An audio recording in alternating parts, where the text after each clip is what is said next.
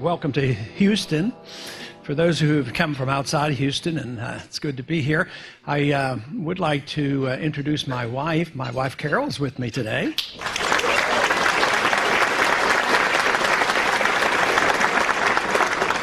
She had to show up because she played hooky a couple times this summer, and so she has to make up for that. But she's doing well, and I'm very pleased with that. But I am very pleased to come and speak, and Lou, he may have given me a topic, but he didn't announce it, so that means I can say anything I want, right?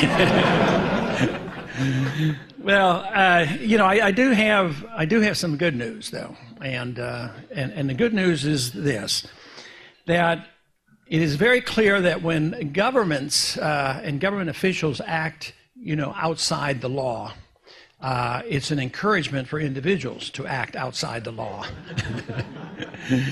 And if you're looking for a revolution, believe me, there's going to be a lot of activity going on. Because just think about it. We could start with this little insurance, well-endowed insurance program called Social Security, run honestly and ethically and above board. But lo and behold, they complain with a guy like Madoff. Madoff goes and does the same thing, But isn't it wonderful who's going to be Secretary of Treasury? Isn't this neat? I mean, he doesn't believe in paying taxes. So what the heck? What is going to happen these days? I mean, we may truly see some exciting times ahead. But no, he believes in collecting taxes now, and he'll probably be very ruthless in collection of taxes. But obviously it does make a strong point. Now, a lot of you may have seen a bumper sticker that I have in my office, and because it's been on the internet, and yesterday I had some young kids in the office, not too unusual, and the students came in and they wanted to get their picture with the bumper sticker. Of course, he allowed me to be in the picture too. But this bumper sticker is very simple. It says, "Don't steal, the government hates competition." And they don't like competition. They don't like competition in running your life. They want to run your life for you. They don't want competition running the economy. They want to run the economy. And of course, they don't like anybody to run their own affairs overseas. They think they're capable and have this obligation to run everybody's affairs overseas as well. So it boils down to a very simple philosophy of what we need. We need to get the government, out of our lives, out of our bedrooms, out of our walls, off our back, and out of foreign countries. And in the meantime, just get rid of the Federal Reserve.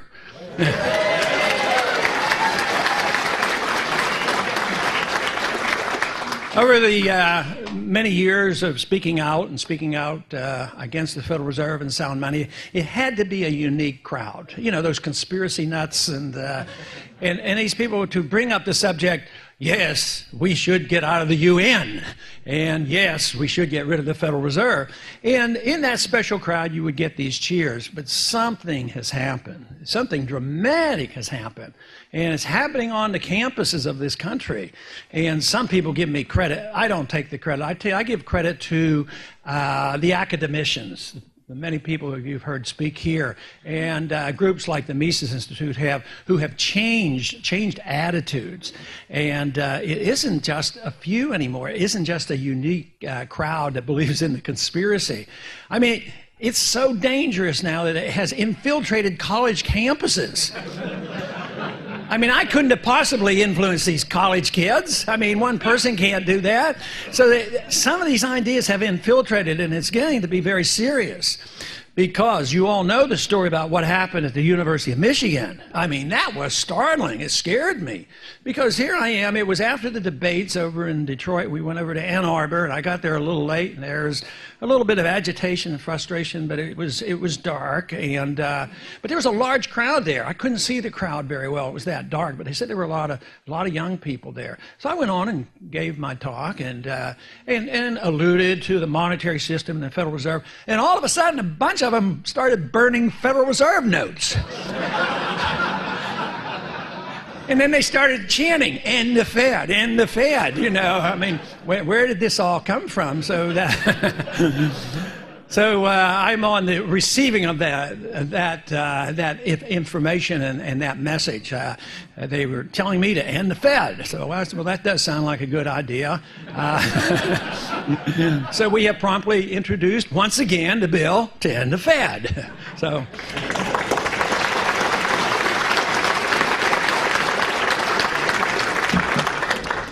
But when we had our little rally up in Minneapolis, along with, I think it was another political party down the street had another rally and a convention. We had ours, and lo and behold, we had speakers there that had the audacity to mention Austrian economics. Believe it or not, they started cheering Austrian economics. I mean, what is going on? There's great progress going on. In Washington, you can see some progress. They're thinking seriously about what's happening because guess what? They're scared, and rightfully so, and they don't understand what's happening. And Lou has alluded to it, the fact that other members do now ask questions. Before, it was usually chuckling and laughing and forgetting about it and say, there he goes again. but now they will come up, and they're very serious about asking it, because frequently the people on the financial stations of all places, I mean, they'll come up and they'll say, well, you know, he predicted this and predicted that. It wasn't that I predicted it. I just read what a lot of you people write about and learn how Austrian economics works. So it isn't a great thing to predict. It's like it takes a genius to predict that if you print a lot of money, it loses value. Now that's really brilliant. So, and then this whole idea that a bubble is forming. A lot of you in this room probably remember the name and know the name Jim Grant. And Jim Grant is a good Austrian economist and a good writer. And I invited him down to talk to some members of Congress right after I went back into Congress in 1997. And he came and we had a small group. In 1997, he took his whole time talking about the horrendous debt being built up by Fannie Mae and Freddie Mac. I mean, we all knew about it and talked about it, but it was really on his mind. But once again, that doesn't tell you that we know a whole lot about timing, because things were bad in 1997, 1998. There was a bubble, malinvestment, too much debt, had to have a correction. But how many times has it been papered over? I mean, they've been able to achieve it. I look at the financial system dating back to the date that Lou mentioned, August 15th, 1971. And then we might have been forced into a real serious monetary reform, but it didn't happen. The confidence in the dollar was restored. We had an adjustment. Prices went up, and we went on. But in every crisis since, in every recession, they've always been able to do exactly what they had been doing. Print, spend more money, and run up more debt. And you gotta understand from where they're coming from, because it worked to that degree. You know, the recession would go down and it would come back. This last go around, though, with Greenspan and Bernanke, I mean, especially in the year 2000, that little recession that came, it's this anticipation. Before, they used to wait. Oh, well, the economy is getting too robust. The treatment for a robust economy is recession. Of course, you know, a robust economy should be good. But anyway, they would bring on the recession. But this last 10 years, they never allowed the recession to come. They anticipated, and every time it takes more and more and more. I blow the bubble up bigger and bigger. So now, since we are the recipients of benefits of being able to issue the reserve currency of the world, all this paper manufacturing and issuing of paper has been a worldwide event. So this bubble is, I don't think it's overstating the point that this bubble is the biggest of all history. And there's been a greater trust placed in us, the American system, the paper money, our Federal Reserve, our great wealth, and unfortunately our great military, because military can convey confidence in a currency. You know, if there's a war going on and one country's beating the other country, their currency goes up with a victory. So there's a lot of the, you know, the perception of who will be victorious. So we came out, liberty didn't come out so well after World War I, but economically we came out pretty well. World War II has been on and on. So we've had this tremendous bubble build, and even in the old days they had inflation, but it was regional. It was never so universal and so worldwide. I sense in Congress today that the members of Congress are very, very worried and frightened. But lo and behold, you know, they give $350 billion to Treasury, and it didn't seem to solve the problem. Markets haven't improved any. So they said, well, where'd the money go? Oh, well, we don't know where it went. Why would you ask us a question like that? So what do you do now? What should we do now? Well, give us another $350 billion. And what did the Congress do? I mean, last week we had two bills we debated related to the TARP funds, and the money, I mean, the rubber stamp was put there, so the new administration will get that $350 billion. But obviously, the spending and the borrowing and the inflating that created our problem is the only tool that they have left. And the only thing that's holding it together is a remnant, a small amount of confidence left in the system. Right now, it's still the confidence in the dollar. I am reminded about, and a few of you in this room must, I'm sure, remember, in the 1970s, John Exter, who had had some experience in central banking, he had this neat graph or demonstration where he had an inverted pyramid. And of course, at the bottom of the pyramid was gold, and above that, the different currencies. But even then, when he proposed that picture of how the economy inflates, there weren't even any derivatives that existed. And just think of what his concept was and his concern, and then you put, $70 trillion worth of derivatives up at the top, and there's a tremendous rushing out of the lesser desired assets and rushing toward the bottom. But on days, I just wonder exactly where we are in this gravitating down toward the peak and down to those very limited assets, which would be gold and silver.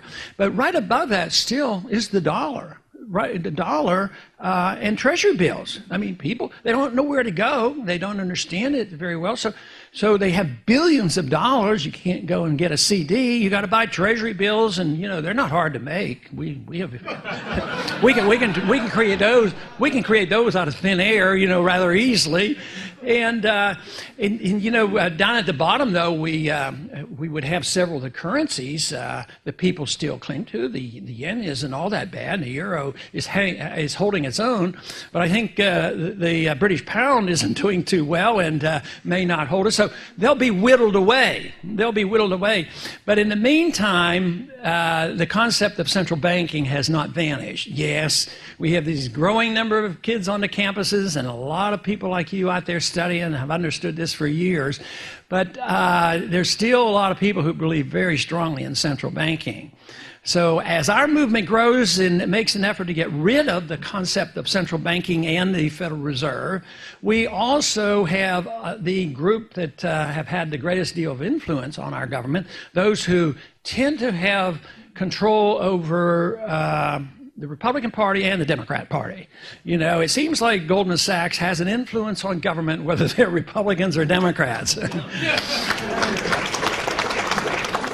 But those individuals who know about it are making their plans. About a week ago, we were told, and I went back a day early because I was told that Bernanke would be before our committee on Monday for some hearings to go over the TARP funding issue. And when I got there, he wasn't there, and they said, oh no, he couldn't make it, he was elsewhere. But it turned out that was the day, if you remember, he gave a speech in London on a Monday morning, and that was the news. He was over there, that was the cover, giving a speech. The speech was broadcast, it was on our news, and you can get the script, and we had the vice chairman of the Fed come before the committee. But what they didn't tell you is the day before, he was in Basel, Switzerland, at Bank of International Settlements, meeting with a few of his buddies, and they were talking. But I asked the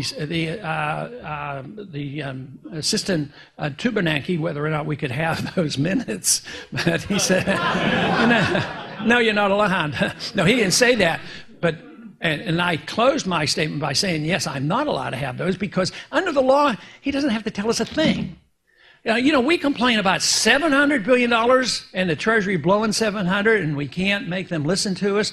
But that's peanuts compared to the trillions that the Federal Reserve has control of. But they know by now that this system is not viable. The way I see it in my mind is that the very weak system that came out of Bretton Woods was the fiat dollar standard. And it's lasted up until now. And it built a financial pyramid of debt, and it's worldwide. And that system has come to end because it quits functioning. I mean, everything is collapsing and closing down, and production is going down, and all the things that we are witnessing. But the dollar is still existing. But they're still trying to revitalize what built the big bubble. And of course, that is the creation of money and the creation of credit. But the one thing they don't have any control over is the restoration of confidence. Since the world has lost confidence in the dollar system, the only thing the politicians and the bankers have is to keep doing the same thing that gave us all the trouble. And that is print, print, print. And this is what they're up to. I think it's just a matter of time now. I'm absolutely convinced in my mind, I may be wrong, but I'm absolutely convinced that they can't go back and pick up the pieces. They're not. It's sort of like going back. The British wanted to go back and restore the pound at the old gold standard, which obviously didn't work. We can't go back to the old gold standard. We can't go back to the Bretton Woods. We can't go back to the post-Bretton Woods standard, and therefore something new has to come up. They're planning they're making their plans for what they think they should have, and I'm very confident that they would like to see, a one world central bank.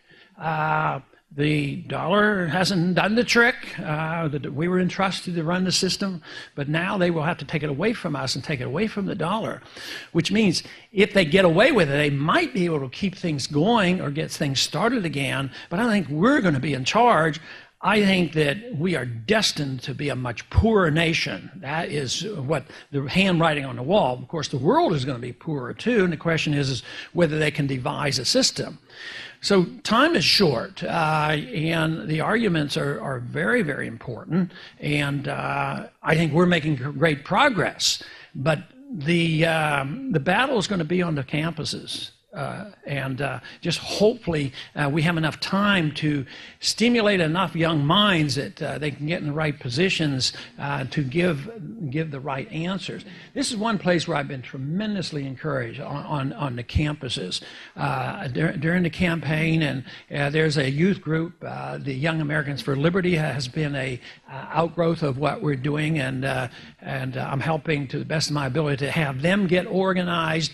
And we will be testing that. We will be going to the campuses. If I enjoyed traveling more, I would do it more often. But traveling is a job for me. I've had a lot of nice invitations lately. I can't tell my wife all about these, but she might decide to like to take one. We had one from Hong Kong the other day, and just this week I had one from Italy and Turkey. We've had several in Eastern Europe, and the way I see this is, with the internet, they do hear and understand what we're talking about, but it must be like 5 or 10%, maybe less, hopefully 10 or 15 or 20%, but obviously never a majority. But it isn't like it's just in Auburn, Alabama. That isn't where it is. I mean, it is out there. And the other day I was coming back from the Capitol, and They were all, a bunch of men were all bundled up because it was very cold, and they come over and they were excited. They wanted to meet me. I said, "Where are you from?" They said, "New York."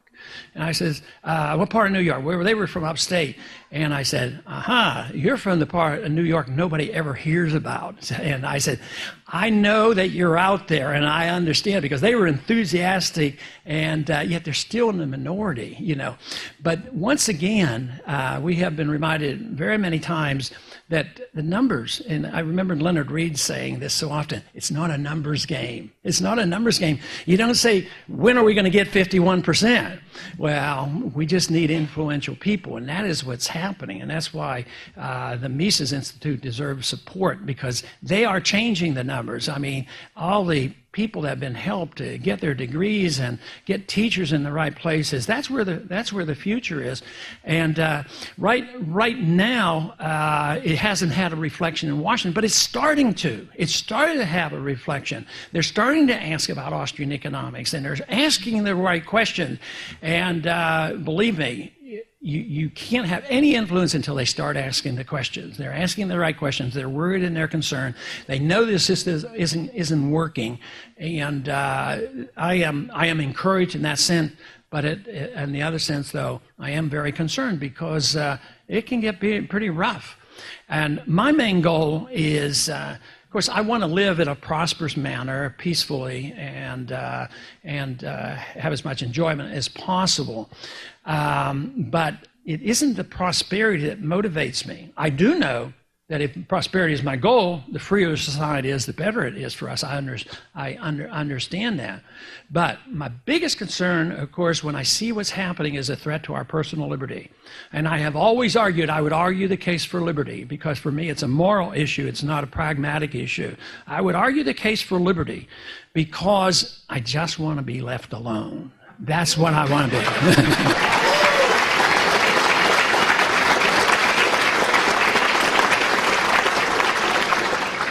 But fortunately, we don't have to take that case, because not only can we be left alone, that is the philosophy that takes care of the maximum number of people with the maximum amount of prosperity.